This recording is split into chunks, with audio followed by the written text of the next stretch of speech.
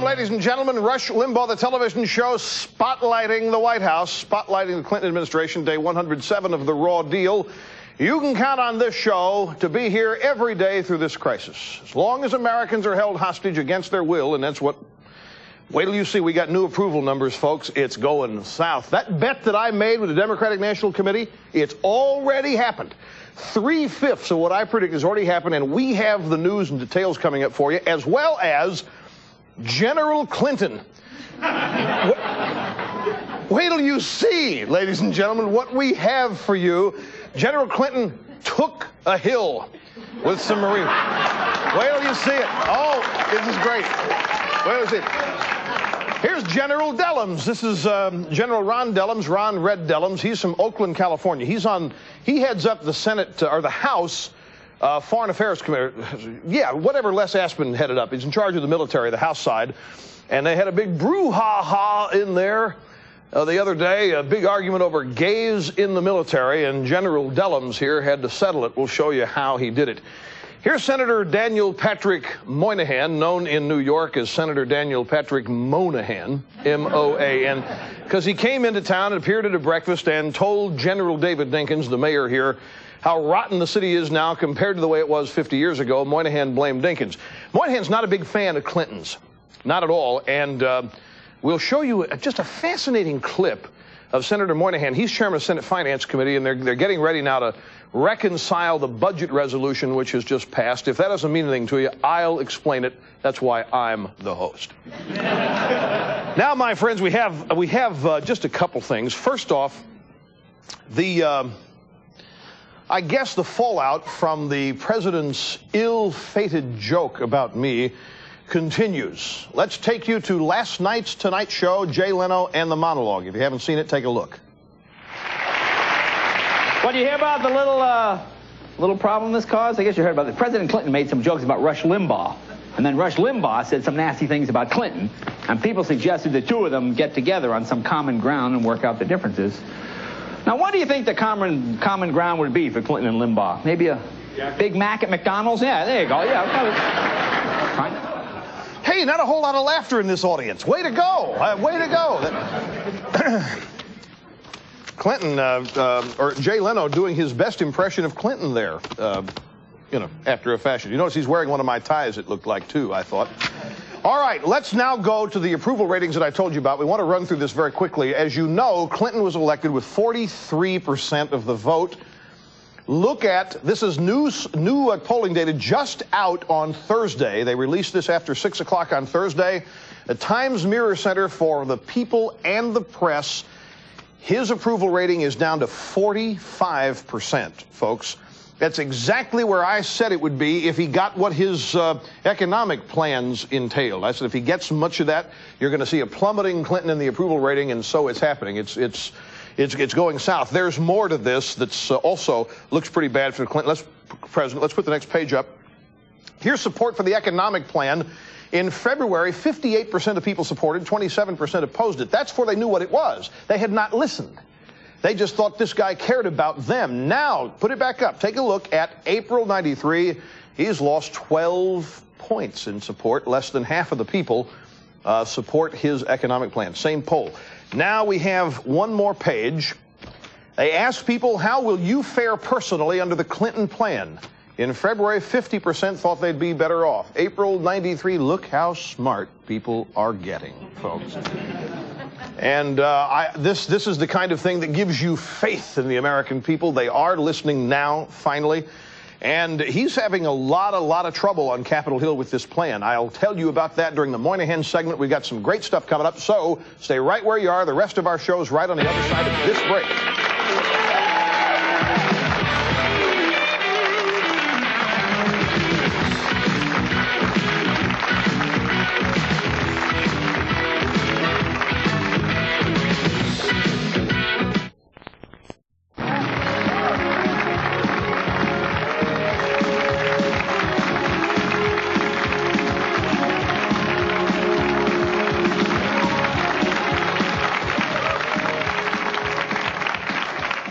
Ladies and gentlemen, for this next segment, it is important that we review a little history. that we turn back the hands of time, that we look backward, that we open the pages of our past. It's really good. I just ad-libbed all that, Dick. I did. I mean, sometimes I even stun myself at how good I am. Great military leaders of the past. Remember George Washington and the troops fighting the cold at Valley Forge. Abraham Lincoln fighting bravely in the Black Hawk Wars, the little-known Black Hawk Wars. But they occurred. Many people don't know that Honest Abe served, but he did. Who would ever forget Teddy Roosevelt and the Rough Riders taking San Juan Hill? Not too many of us will ever forget that. Captain Harry S. Truman, suffering the ravages of mustard gas in the fields of France during World War I. There was Dwight David Eisenhower, Ike, to his friends. Commander-in-Chief, Allied Forces World War II, took Europe, saving the world from the ravages of the Nazis. JFK, courage extraordinaire, PT 109. George Bush, decorated torpedo fighter bomber, U.S. Navy, shot down out of the sky twice, serving his country. My friends, and now we come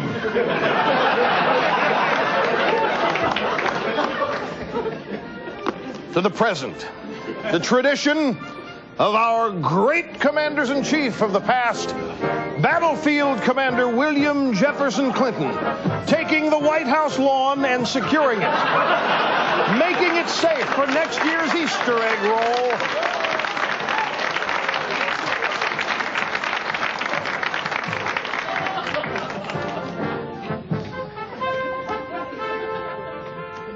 Got a new suit for the occasion.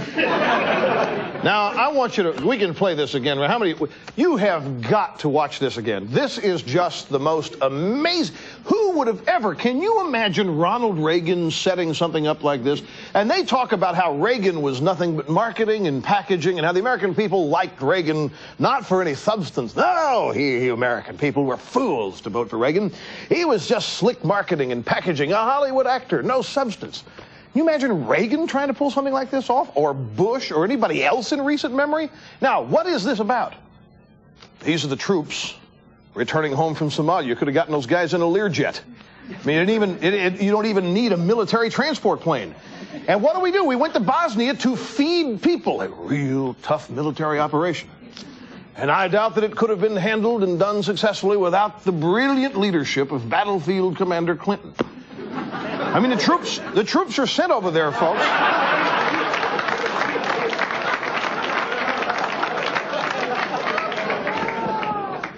The troops are sent over there.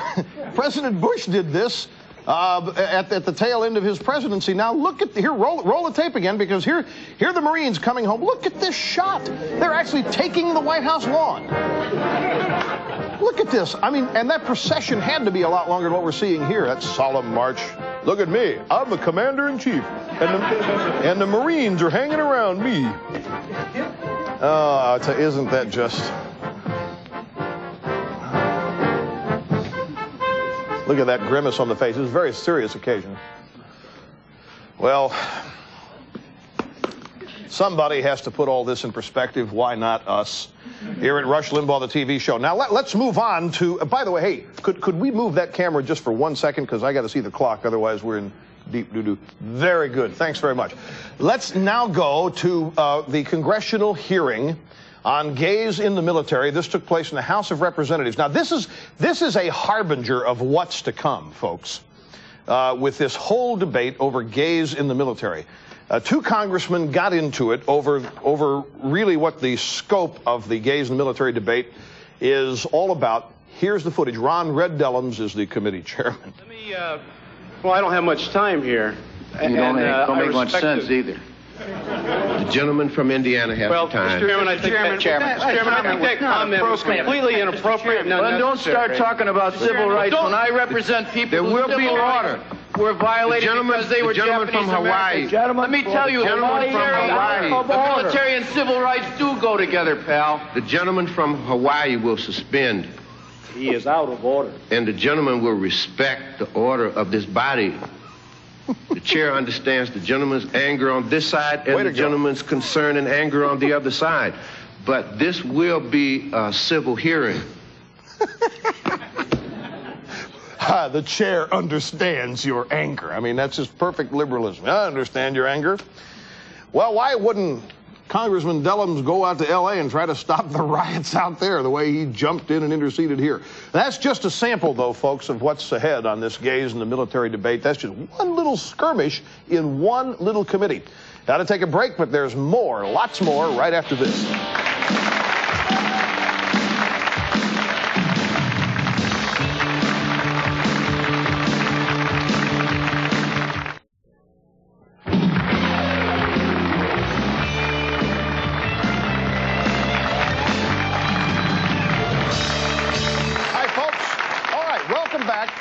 Here we are in the Limbaugh Institute for Advanced Conservative Studies. I, of course, the doctor of democracy, the professor of perfection, executing everything flawlessly right here in front of your very eyes.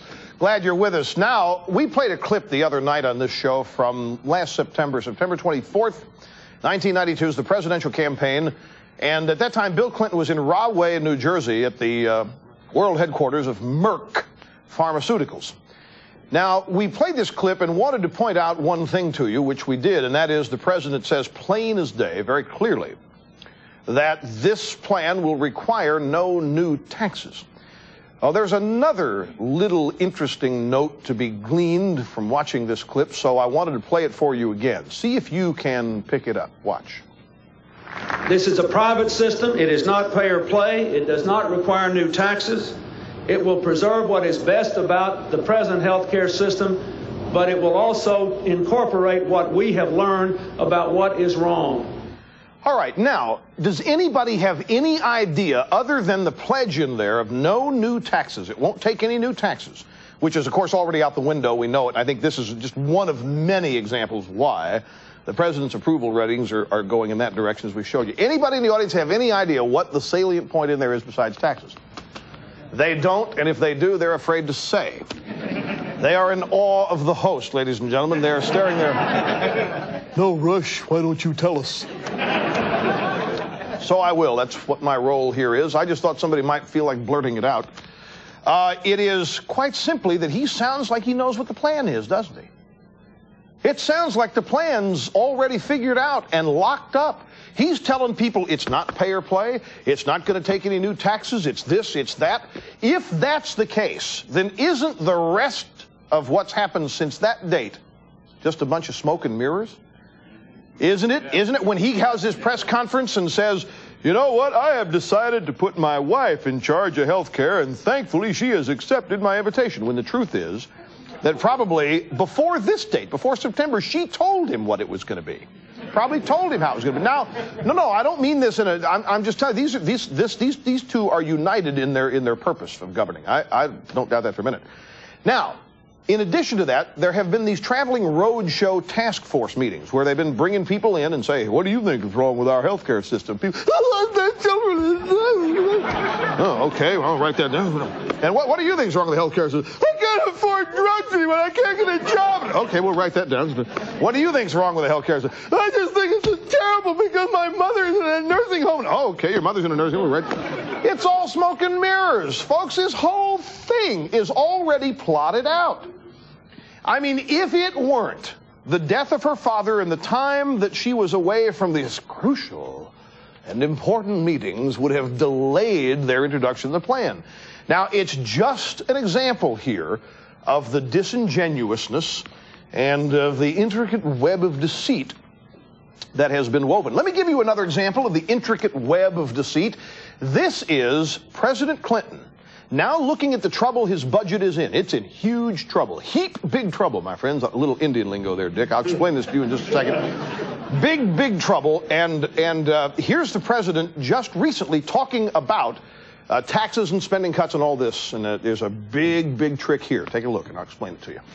One of the reasons I was so gratified to get congressional approval of the overall budget plan that I presented in record time. It was the first time in 17 years that Congress had passed a budget resolution within the legal mandate, which reduces the deficit by over $500 billion. through spending cuts and tax increases, and there will be not one without the other. I can tell you that. I'm not about to raise your taxes unless the spending cuts are there first. There will be no budget without both. Hey, way to go, audience. They're not buying it, and you shouldn't buy it either. This is the whole thing. What does he stand for? What does he stand by that he commits to earlier? Now, here is how this is going to play out. I'm going to predict to you right now. He says, I am not going to get you tax increases without spending cuts being in there. Now, everybody is saying, let's see the spending cuts first. Let's have legislation where there are no tax increases. Let's actually legislate only spending cuts, and then let's wait and see if the spending cuts happen. That's not what he's talking about. All he's talking about is having legislation where there are tax increases and spending cuts both provided for. The spending cuts may not happen for 3 years. May not happen for 2 years, may not happen for 4 years. But he's going to be able to say those spending cuts are in there. Because I'll guarantee you something, folks, they're not going to get legislation with only spending cuts. So don't think that what you just heard the president say is spending cuts first and then tax increases. That's not at all what he said. Mark my words when this stuff gets debated. Now, we got to take a break. When we come back, we'll show you Moynahan, the Senate Finance Committee, and give you... I had interesting phone conversations this morning with people I have asked for anonymity, but are very close to this committee, and it's some fascinating news. So stay with us, and I'll share it with you when we get back.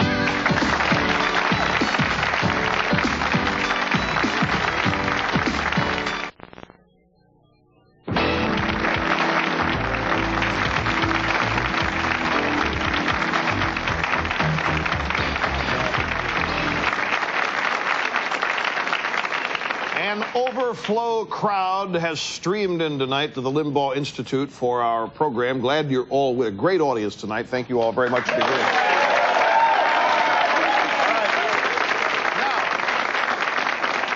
Now, this next clip, turn your television sets up. You get your remote control out there like this. This is what it looks like if you're in Rio Linda.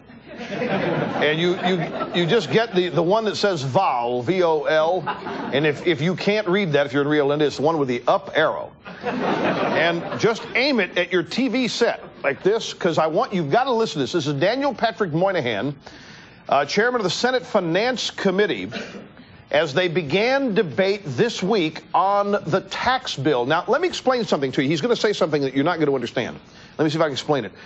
The budget resolution is what has been passed.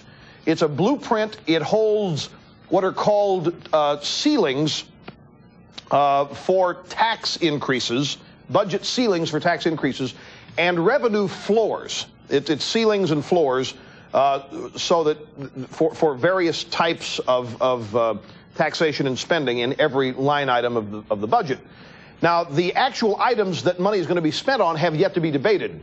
But how much money is going to be spent has been agreed to. That's what the budget resolution was. Now, what they begin is the process of reconciliation. You reconcile the budget by debating how you're going to raise the money. All they've done is say, we're going to raise $1.3 trillion. Now the debate begins, reconciliation on how. And that's what Moynahan is talking about here as he begins. So take a look at this and listen to it very carefully. I don't know what provisions in this tax bill we would get a majority for, but we are instructed to raise $272 billion by June 18. What he said there, I don't know what in this tax bill we will get a majority for. He doesn't think they can pass it. He doesn't think that what the president wants can be passed, folks. That is good. That's somebody said in the audience, that's good. And he's not in favor of it. Now, in the Senate Finance Committee, it's 11-9 majority with Democrats holding it. That means there's one swing vote. If they get one Democrat, like David Boren, opposing the BTU tax, which BTU, by the way, stands for big time unemployment. And if they get one Democrat, then they got a 10-10 tie. And it's not a filibuster, but they got a lock. And I'm told the BTU tax is dead. I'm told that they may not get the income tax. There's big trouble here. You've heard it here. You know it first. I want to show you myself last night on Kathy Lee Gifford's Mother's Day special as I'm talking a little bit about my mom. I just want you to see this in case you missed it. But my mother really sacrificed everything in order that I might have what I want, or that I might turn out the way she hoped I would. There she is. Happy Mother's Day, Mom. Love you. We'll see you. Adios. Services provided and promotional fees paid by the following. Rush Limbaugh's Wardrobe by Rochester, Big and Tall.